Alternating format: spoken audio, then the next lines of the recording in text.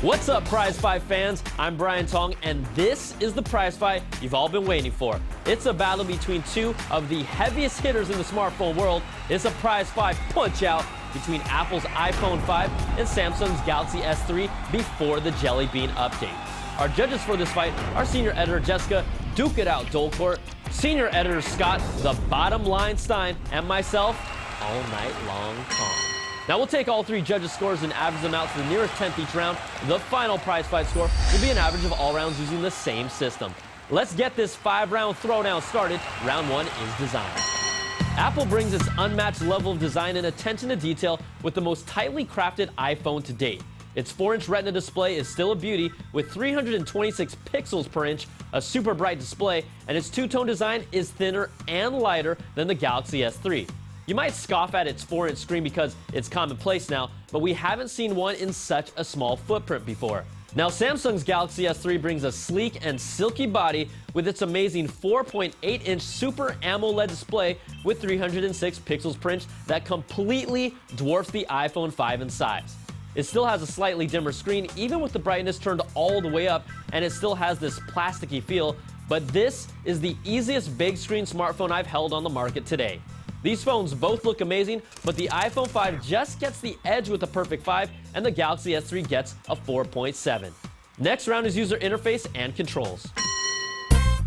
Apple brings the same snappy, intuitive interface in iOS 6 with a mostly manual-free experience that's easy as apple pie. Now, you'll have the notifications pull-down menu, and the home button has multiple functions like seeing your currently opened apps or accessing Siri, but Apple still refuses to give us quick access to utilities or any real customization, and it sticks out like a sore thumb. Now, Samsung brings a much more tamed-down version of its TouchWiz interface that's less intrusive, and we like it.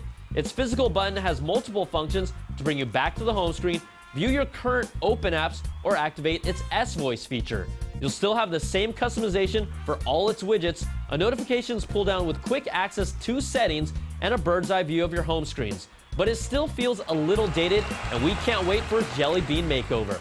The iPhone 5 takes another round with a 4.3, and Samsung gets a 3.7.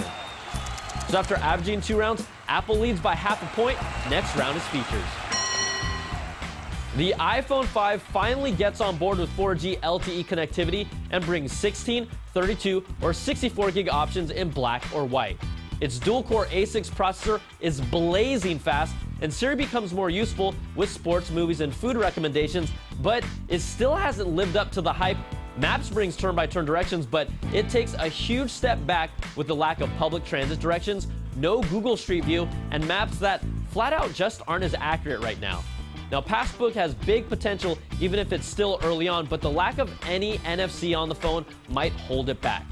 Now, I've said it over and over, but the Galaxy S3 is flat out a feature freak of nature with 16 or 32 gig options in multiple colors, plus you get a micro SD memory card expansion slot, a replaceable battery, and 2 gigs of RAM for a snappy experience.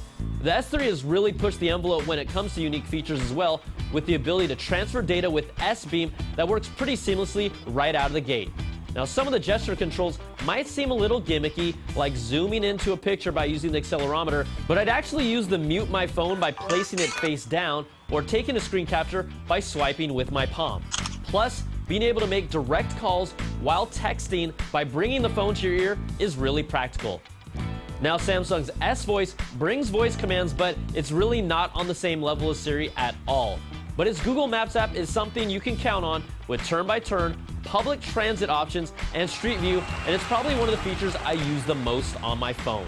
The Galaxy S3 takes this round with a perfect 5, and the iPhone 5 gets a 4.3.